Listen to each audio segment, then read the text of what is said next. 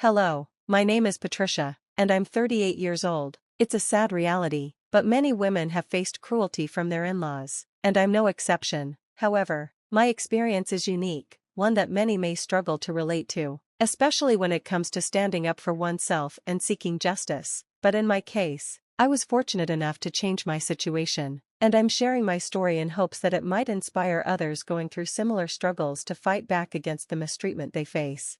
Everything changed the day my husband, Andrew, came to me with some heavy news. He said, "I need to tell you something important." Naturally, I was concerned and asked if everything was okay. His answer was a grave no, and then he confessed something that would alter the course of everything. He had witnessed his mother and sister committing a terrible act. This moment was a turning point because, until then, Andrew had always dismissed my complaints about his mother, Susan, and sister, Lisa. They had made it their mission to belittle and embarrass me, from ruining my clothes at family events to tampering with my food and drinks, ensuring I'd make a fool of myself in public. They even went as far as slandering my business. They were upset that I had taken their precious boy away, despite my constant attempts to explain their behavior. But Andrew had never taken my side, until now. I asked him what made him finally see the truth, and with a heavy sigh, he showed me security footage from our business, proof of their malicious acts. Together, Andrew and I run a business specializing in crochet, offering everything from baby clothes to handbags. It had been my brainchild, and we were thriving, until Susan and Lisa began their efforts to discourage me from pursuing this dream. They doubted my abilities, insulting me by suggesting I wasn't smart or skilled enough to be a business owner. They hinted that I would be better off as a homemaker or an employee rather than chasing my entrepreneurial dreams. It was clear to me that their constant undermining was rooted in jealousy. Why else would they go to such lengths to hold me back from something that brought me joy?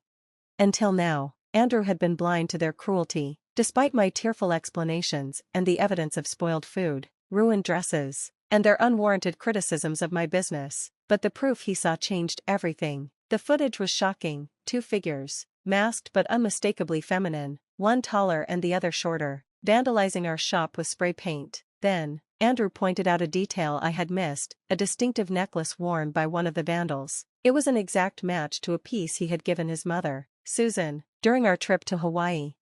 I felt a wave of validation wash over me as I realized the truth. "I see what you mean," I said, finally feeling heard. "It must be them."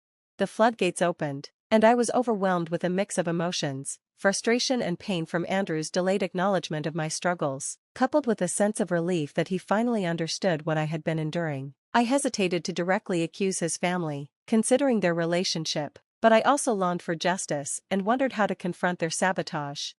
Just then, Andrew received a call from Lisa, which seemed almost like fate. She told him about the upcoming family reunion to welcome Uncle Jacob home for the weekend. "Are you planning to confront them about what we discovered?" I asked, unsure of Andrew's stance. He confessed that he was torn between loyalty to his family and standing by me. "I want to, but it's difficult. That's my mother and sister," he admitted. Yet, he reassured me, "If you decide to confront them, I'll support you in every way possible." As the weekend approached, we found ourselves at a crossroads: confront Susan and Lisa with the truth, or find another way to address the injustice they had caused. Andrew's willingness to support me, despite the complexity of the situation, marked a pivotal moment in our fight against the relentless hostility of his family.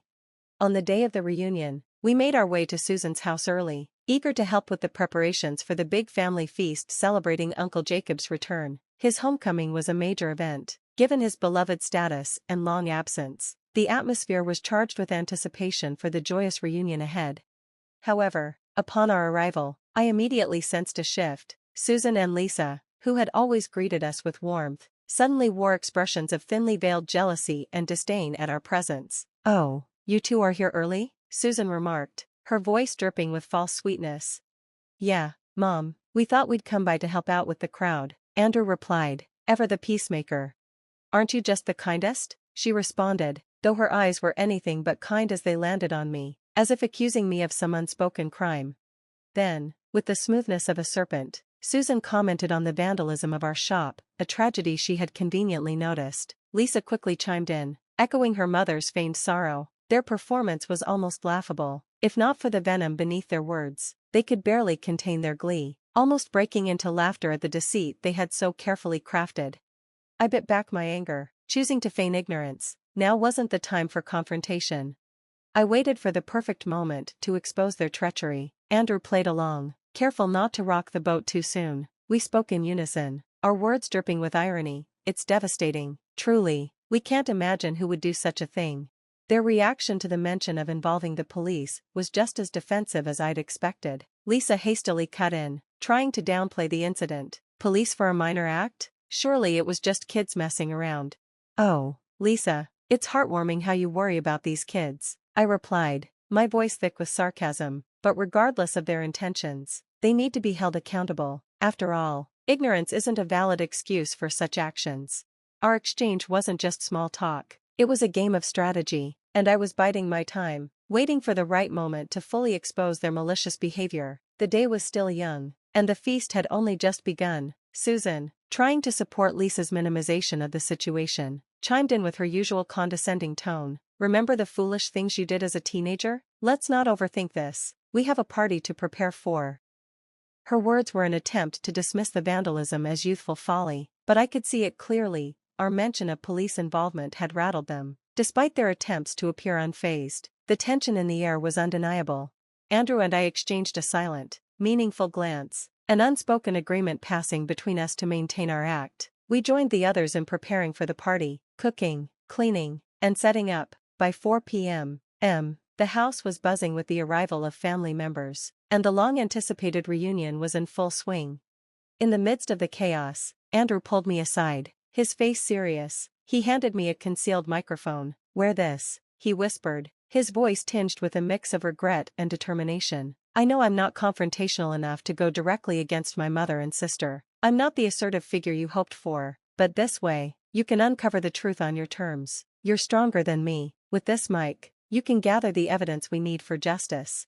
I understood what he was offering, a different kind of support, one that played to my strength. I clipped the microphone on, hit the record button, and began my covert mission. It didn't take long before I found Susan and Lisa in the kitchen, engaged in a heated conversation. I lingered by the door, careful not to alert them to my presence. Lisa's voice was tinged with anxiety. "She knows everything. Mom, didn't you see how she was looking at us?" "Quiet, Lisa, you're being paranoid," Susan replied sharply, but I could hear the uncertainty in her voice. "She has no idea it was us." "I'm telling you, she knows. I can feel it," Lisa insisted, her panic rising. "Even if she suspects something, what can she really do about it?" Susan countered, attempting to soothe Lisa's nerves. "Remember, Andrew is on our side, and she loves Andrew. If she found out and tried to tell him, he'd never believe her over us." Their words were more than just a confession, they were a damning revelation of their true nature. The conversation was a detailed map of their schemes, from ruining my dress before a big presentation to spoiling my food and drinks, all in an effort to undermine me. They believed that Andrew's loyalty to them would always outweigh any doubts about their behavior, keeping their misdeeds safe from punishment. As the weight of their betrayal sank in, I could no longer contain my frustration. I'd intended to gather more evidence quietly, but the truth was out, and I was done playing their game. It was time to confront them directly. I worried that the microphone might not have captured their admissions clearly from a distance. It was critical to get closer, not just to ensure the recording was solid, but to confront them face to face. I barged into the room, feigning innocence. "Hey, is there anything else we need to do before Uncle Jacob arrives?" I asked, startling them. Their reactions were a mix of surprise and feigned concern, with Susan immediately chastising me for giving her a fright, claiming she had a weak heart. I couldn't resist a sarcastic jab. "Not too weak, it seems," I replied, hinting at her unexpected vitality for someone her age. Curious, Susan pressed, asking what I meant. I took the bait, insinuating that I'd recently seen her in some rather energetic, if not questionable, activities, dressed all in black and wearing a mask. They froze at my description, and the brief pause was enough to tell me I'd struck a nerve. I pushed further, alluding to having witnessed something incriminating. Their defense came fast but nervous, a weak attempt to feign ignorance. I upped the stakes, suggesting there might have been another masked accomplice involved in these shady deeds. Their denial faltered, and that's when I decided it was time to reveal my trump card. Ignoring their attempts to deflect, I pulled out the video Andrew had shown me, undeniable proof of their malice. The footage played on my phone, and their faces drained of color. The silence that followed was a moment of pure triumph. Not just for confronting them, but for standing up against their relentless efforts to undermine me. The evidence was irrefutable, and it marked a turning point in our ongoing family drama. Still, they tried to deny it, brushing off the situation as something trivial, but I held my ground, emphasizing the gravity of their actions. "This is a very serious matter," I insisted, pushing the phone closer to them. I could see their expressions shift from arrogance to panic as they realized the footage directly implicated them in the vandalism against my business. Lisa quickly attempted to deflect, but Susan, desperate, hissed for silence. The pressure was too much for Lisa to bear, and, out of guilt and fear, she finally confessed. Susan's denial crumbled in an instant as Lisa admitted their crime, leaving them no escape, but rather than take responsibility, their tone shifted from confession to defiance. They taunted me, thinking their connection to Andrew would make them untouchable. They were wrong. I met their challenge head-on. "Andrew's affection for you may be strong, and maybe he won't intervene," I shot back. "But what makes you think I'll stand idly by after you targeted my business? My passion?" My voice was unwavering, my resolve clear. In a desperate attempt to erase their confession, they lunged for my phone, but I was faster, sidestepping them with ease. They threatened me, but I remained unfazed, fully aware that the evidence was securely backed up beyond their reach. "Even if you manage to take this phone from me," I said coolly, "the evidence is already secured elsewhere. Making threats now only worsens your situation." I stood my ground, warning them that their intimidation tactics wouldn't work on me. Lisa's threats grew darker, but they felt hollow in light of their exposed wrongdoing. I faced their aggression with a calm yet firm resolve, prepared to defend my livelihood against their vindictiveness. The tension in the kitchen thickened as Susan and Lisa's threats escalated into a chaotic chase. I dodged them deftly, fear mixing with determination. The moment I flung the door open, a wave of relief washed over me as I saw Andrew standing there, unaware of the commotion that had unfolded just moments before. "Help me, your mom and sister are out of control," I exclaimed, desperate for his intervention. Andrew, taken aback, could only ask what was happening as Susan quickly twisted the narrative, accusing me of being the aggressor. She falsely claimed that I had threatened them with violence and vandalism. Andrew looked torn, stuttering as he tried to find the right words. My heart sank, but I urged him to stand by me, to defend the truth against the lies his family was spreading. He remained silent, and that silence spoke volumes about his inner conflict. Susan seized the opportunity to remind him of his loyalty to them, suggesting that his allegiance would always lie with his family, not with me. Andrew tried to mediate, claiming he loved us both equally, but his indecision only deepened the rift between us. I reminded him of the irrefutable evidence he had shown me. "Look at the truth, Andrew," I said, pushing him to acknowledge the reality of what had been happening. Finally, Andrew spoke up, admitting the vandalism and harassment I had faced were unjust, but even as he pleaded for a resolution, his words seemed insufficient, as if he couldn't fully commit to standing by me. Just then, Uncle Jacob entered, blissfully unaware of the tension in the room, eager to join the celebration. He brushed past the charged atmosphere, but Susan and Lisa weren't done yet. They continued their threats, warning Andrew of dire consequences if I took legal action. Their manipulation didn't stop there. They questioned Andrew's autonomy, suggesting he would side with them out of obligation rather than reason. Andrew's silence only fueled their narrative, casting doubt on his support for me. The situation reached a breaking point, and I stormed off to join the larger family gathering at the grand dining table. Despite the turmoil within me, I forced myself to sit with an air of calm, determined not to show my anger. Andrew and Lisa followed, and though Andrew shot me glances full of unspoken words, my fury kept us silent. When Susan and Uncle Jacob arrived, the awkwardness of the moment was palpable. The meal began, but my anger simmered beneath the surface, threatening to boil over. Finally, I could take no more. In a quiet moment, I stood up, commanding the attention of everyone present. "I have something crucial to share," I announced, my voice steady despite the storm of emotions inside me. I didn't name them directly, but let the recorded argument play, exposing Lisa and Susan's malevolence for all to hear. Gasps and murmurs rippled through the room as their scheme was laid bare. Lisa and Susan sat frozen, their deceit fully revealed, yet they still tried to discredit me, accusing me of fabricating the entire ordeal for attention. The dinner devolved into chaos, with accusations flying back and forth. The family scrambled to comprehend the full extent of the betrayal. Andrew remained silent, his words lost amidst the uproar, until the sound of approaching sirens cut through the noise.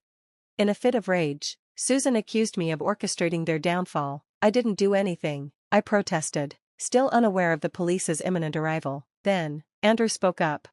I did it, he admitted, confessing that he had called the authorities. His declaration shifted the atmosphere, acknowledging the wrongs done to me and pledging his support. This is about right and wrong, Andrew said, his voice firm. Mom, Lisa, it's time to face the consequences of your actions.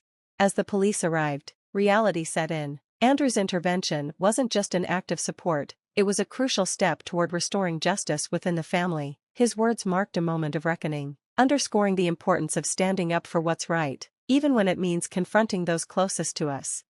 The police went straight to Susan, who was making a scene, shouting as they took her away. Lisa tried to flee but was quickly apprehended. Both of them were clearly embarrassed as they were escorted out, throwing angry glances my way and calling me names. As they passed by Andrew, they called him a traitor. Once they were gone, the mood lightened considerably. We started talking about how difficult it had been to deal with Susan and Lisa, and Uncle Jacob even joked he'd rather be in jail than spend another minute with them. The rest of the family reunion went on to become one of the best we'd ever had, all thanks to their absence. Later that night, our phones started ringing with calls from the jail. It was Susan and Lisa, trying to reach out to family members. Some of us talked to them, suggesting they needed time behind bars to reflect on their actions. Others pretended the call was breaking up, and most of us ignored them altogether. Andrew's decision to call the police brought us closer, and it marked a turning point in our relationship. Susan and Lisa eventually got out of jail, but had to pay for the damage they caused. I could only imagine how that stung their pride. Now, whenever we run into each other, the smug expressions they once wore have been replaced with embarrassment and worry. Getting back at them for everything they did was incredibly satisfying.